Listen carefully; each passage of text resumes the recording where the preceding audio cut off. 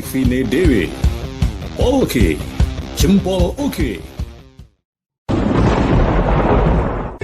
Selamat nonton kakak. Jangan lupa subscribe. Aji.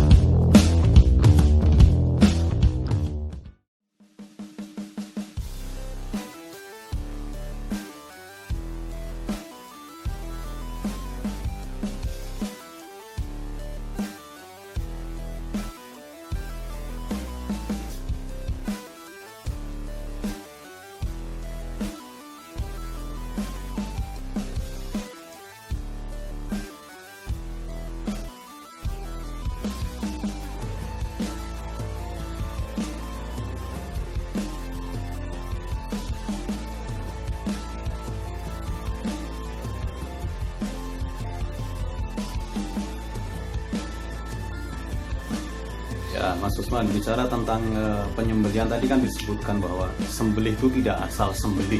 Ya, tidak asal potong. Tidak asal potong. Ada penjelasannya Mas Usman, silakan. Kalau secara umum begini ya, untuk mengatakan bahwa kita ngomongin daging ya, daging itu halal atau haram itu kan ada beberapa aspek. Misal daging babi jelas haram, daging anjing jelas haram. Tapi untuk daging yang diperbolehkan untuk dimakan kita sebagai muslim, misal kambing atau sapi, itu bisa haram, bisa juga halal, tergantung dari cara memperolehnya salah satunya. Kedua, sembelihannya juga, karena sembelihan itu kan sesuatu yang memang diatur oleh Rasulullah, ada panduan-panduannya, ada tata caranya, seperti misalnya sunnah untuk menghadapkan hewan sembelihan ke arah kiblat, seperti itu. Jadi tidak asal sembelih juga dan tidak asal orang untuk menyembelih juga, karena ada salah satu dalil yang mengatakan bahwa seseorang adalah yang merawat seseorang agar halal sembelihannya, dia wajib melakukan sholat 5 waktu. Jadi untuk menyembelih pun dengan baik ya ibadahnya harus baik terlebih dahulu gitu. Ya, terkait dengan bahwa penyembelihan itu menjadi sesuatu yang tidak asal potong. Ya. Ada beberapa aspek, beberapa syarat yang harus dipenuhi untuk menuju kehalalan. Ya. Terkait juga dengan katakanlah spesifikasi Mas Usman sebagai seorang yang paham tentang perbilahan ini. Ya. Itu mungkin bisa dijelaskan juga Mas Usman, silakan. Begini, salah satu sunahnya adalah menyembelih dengan pisau yang setajam mungkin. Nah, dari situ pisau menjadi alat yang fundamental untuk menyembelih. Di antaranya tidak boleh menggunakan bahan dari tulang. Nah, pisau yang tajam pun itu kan tidak asal tajam saja, tetapi sesuai untuk menyembelih juga. Semisal pisau tajam tetapi terlalu pendek untuk menyembelih, itu kan juga kurang lancar untuk menyembelih, terlalu lama juga. Sehingga kita memerlukan pisau-pisau yang memang didesain untuk menyembelih. Semisal dari geometrinya, misal begini penjelasan mengenai geometri. Pisau yang paling tajam semisal silet. Nah, silet sesuai untuk nyukur rambut muka, sangat tajam. Tetapi apabila dipakai untuk memotong pohon, pasti dia tumbuh. Nah, golok untuk potong pohon itu kurang tajam, sehingga tidak sesuai untuk menyembelih. Nah, untuk menyembelih kita butuh pisau dengan geometri yang tipis, yaitu sudutnya kecil, tetapi pisau tersebut harus mampu mempertahankan ketajamannya. Karena kalau kita menyembelih kan tidak cuma 1 atau 2 hewan sembelihan, jadi dia harus mampu bertahan ketajamannya sampai proses tersebut berakhir.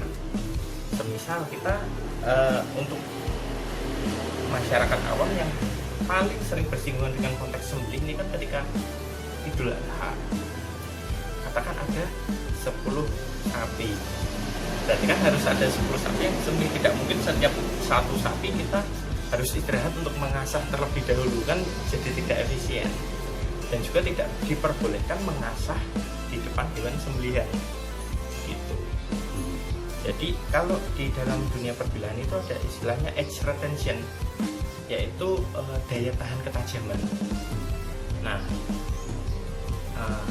daya tahan ketajaman untuk sembelih itu tidak perlu yang terlalu tinggi sekali, tidak perlu, karena kita tidak berhadapan dengan media potong yang keras seperti tulang. Kalau untuk pisau tulang kan ada sendiri, misal kapak dan lain-lain. Kalau fokus untuk sembelih, kita cuma perlu yang cukup saja. Jadi nggak perlu sampai overkill.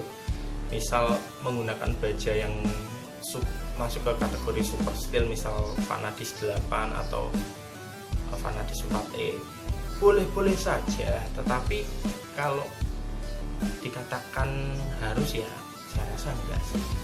Ya, kalau tadi disebutkan tidak harus terlalu tajam. Mungkin kalau kita bikin semacam level gitu, dari level 1 sampai 10, berada di level berapa sudah bisa dipakai untuk nyembelih? Nah, begini, untuk masalah ketajaman itu kita berbicara juga masalah jenis ketajaman.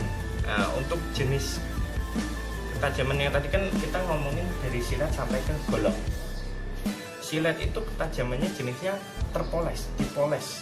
Jadi untuk mata pisaunya itu dipoles sangat halus agar tidak menyebabkan iritasi di kulit. Tetapi untuk golok kerja itu geometrinya tebal dan rata-rata mata pisau atau edge-nya itu kasar, tidak dipoles. Nah, untuk sembelih sendiri sebenarnya ada beberapa pendapat di sini. Ada yang memang sukanya mata pisaunya dipoles, ada yang lebih suka mata pisaunya itu kasar tapi di stropping. Stropping itu digesekkan ke kulit untuk menghaluskan edge gitu. Nah, kalau saya sendiri lebih suka edge yang sedikit kasar, karena dia lebih ketajamannya lebih dalam tanda kutip menggigit, lebih agresif dalam memotong. Nah, tapi kalau kelemahannya untuk edge kasar itu biasanya dia akan sedikit rasanya kasar.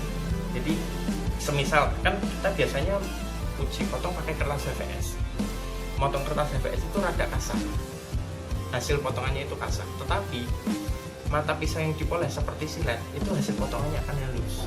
Nah, untuk mata potong yang dipoles tadi biasanya bisa dilihat dari mata pisaunya ini, dari bagian sini dia lebih mengkilap. Kalau bagian tidak dipoles lebih seperti ini, jadi bekas batu asahnya dia masih terlihat, bekas amplasnya dia masih terlihat. Nah, kalau dipolesnya terlalu berlebihan, bisa jadi dia tajam tetapi kurang gigit, dia bisa menjadi licin karena saking halusnya permukaan mata pisaunya. Malah tanda kutip kurang memotong ya. Betul. Kalau kita nyoba untuk cukur gini, oh kayaknya sudah tajam, tetapi begitu kita coba potong belum kok licin. Dan itu nggak sekali dua kali kejadian di kalangan teman-teman juru sembelih gitu. Beberapa kali kejadian malah yang dirasa sudah tajam, motong kertas HVS tajam, motong plastik tajam, begitu dibawa ke RPH performanya kurang baik. Bukan berarti tidak tajam ya, tetapi performanya kurang baik. Ya, Mas Usman, tadi yang disampaikan bahwa kalau pisau sembelihan itu relatifnya yang tipis, gitu ya. Nah, itu kalau bicara ketipisan itu mungkin ada semacam patokan, di range sekian mili sampai sekian mili atau seperti apa, Mas Usman? Nah, yang kita bicarakan di sini bukan hanya mengenai ketipisan bilah, seperti ini kan bilahnya tebal, tapi ini bisa dan cukup sesuai untuk sembelih gaya dorong. Nah, yang kita bilang tipis adalah di mata pisaunya ini. Nah, sudutnya ini seberapa tipis dan ini kan disebutnya bevel. Sudut kemiringan ini disebutnya bevel. Dan rata-rata pisau ada sudut kemiringan yang kedua, yang bagian mata ini. Itu disebut micro bevel. Nah, ketipisan adalah sudut micro bevel tersebut dan ketebalan di belakang micro bevel tersebut. Nah, kan kalau untuk pisau semisal pisau untuk camping, untuk survival gitu, sudut micro bevel relatif besar dan ketebalan di belakang micro bevel relatif besar juga, semisal 1 mili. Nah, itu kurang sesuai untuk sembelih karena dia terlalu, resistensinya itu terlalu berat, jadi tidak bisa memotong dengan lancar gitu. Meskipun bisa, kalau pertanyaannya bisa atau tidak, ya bisa, tetapi kurang sesuai, kurang lancar gitu ya. Betul sekali. Ya, kalau tadi dibandingkan dengan yang apa mata potongnya istilahnya itu kan ada yang diperhalus kan Mas.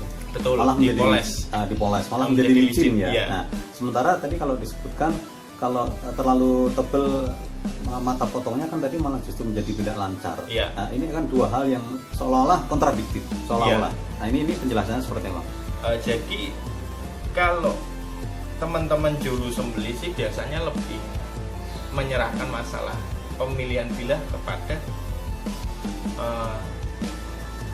misal merek-merek atau pandai-pandai yang memang sudah terpercaya atau sudah terbukti sama teman-teman yang lain. Tetapi kalau mau membahas sampai ke masalah geometri begitu, penjelasannya seperti ini Mas. Kalau tadi masalah di poles atau kasar itu kan masalah asahan, masalah kita teknik mengasah dan jenis asahan yang dipakai. Alat untuk mengasah maksudnya? Bukan finishing. Oh, finishing. Nah, karena semua pisau bisa dipoles halus maupun dibiarkan tetap kasar. Contohnya seperti kita nyebutnya dengan grit. Oke. Jadi grit itu semakin angkanya semakin besar itu berarti semakin halus. Nah, contoh pisau yang gritnya kasar tetapi tajamnya tetap bagus itu pisau cutter. Pisau cutter itu rata-rata cuma di grade 400 lalu dia dipoles, dibersihkan dari bur, sisa asalnya yang nempel. Nah, itu kan tetap aja tajam. Nah, meskipun dia tidak dipoles. Nah, terus kalau pisau cutter dipakai untuk mencukur rambut di badan, itu biasanya akan menjadi iritasi karena meskipun dia tajam dia kasar, Melukai ya. melukai. Dia tetap meskipun kita nggak sobek atau terluka secara kelihatan kasat mata gitu, Tapi berasa. perih. Oke. Gitu. Ya. Nah, untuk mata pisau yang dipoles itu biasanya sampai ke grade yang tinggi, di atas 1500, 2000, bahkan beberapa teman ada yang asal sampai ke grade 6000. Halus banget ya. Halus banget. Nah, kalau ya ini pendapat pribadi, ada yang memang lebih menyukai gaya itu, ada yang memang lebih menyukai asah kasar. Kalau saya pribadi lebih suka asah kasar. Nah, kalau asah halus itu, pertama, asah halus itu menurut saya lebih mudah terasa licin. Nah, Lebih cepat licin maksudnya. betul. Jadi kita kan ngomonginnya konteksnya sembelih ya. Kan nggak hanya 1-2 ekor itu. Dan nggak hanya 1-2 ekor, kita ngomong stamina penyembelih, stamina yang megangin hewan juga, kondisi stres hewan juga. Nggak 1-2 kali di lapangan kita menemukan hewan yang berontak. Ya. Nah, kalau sapinya anteng kita pakai mata pisau yang licin, bagi saya tidak ada masalah, tajam juga kok. Tetapi kalau pas sapinya berontak, itu kan resiko kecelakaan kerjanya cukup tinggi. Ya, Mas Usman, tadi disebutkan soal asah kasar dan asah halus. Apakah ini terkait dengan style penyembelihan? Maksudnya dorong dan tarik gitu? Oh enggak, dorong dan tarik itu teknik. teknik penyembelihan. Sementara asah ini lebih ke personal preference, preferensi pribadi masing-masing praktisi.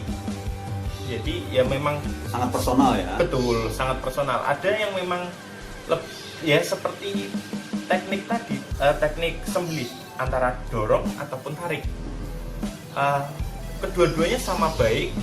Ada yang sangat baik di teknik dorong, tapi kurang baik di teknik tarik. Itu sebaliknya ya. Begitu pula sebaliknya. Nah, dan asah pun seperti itu. Ada yang memang lebih menyukai asah halus, ada juga yang lebih menyukai asah kasar. Ya, maksudnya gini Mas, kalau misalnya kita lebih suka dengan gaya dorong, Ya, itu apakah harus asah kasar atau asah halus? tidak. Oh enggak. Tidak ada ketentuan seperti itu. Begitu sebaliknya ya. Begitu pula Kalau tarik sebaliknya. juga enggak harus kasar atau halus ya? Tidak. Ya, oke. Tidak harus. Jadi masalah pilihan jenis asah yang dipakai, ya itu benar-benar selera pribadi masing-masing praktisi. Dan nggak ada hubungannya dengan Tidak gaya. ada korelasinya terhadap gaya sembelih yang dipakai. Apakah dorong apakah tarik tadi ya? Betul. Oke.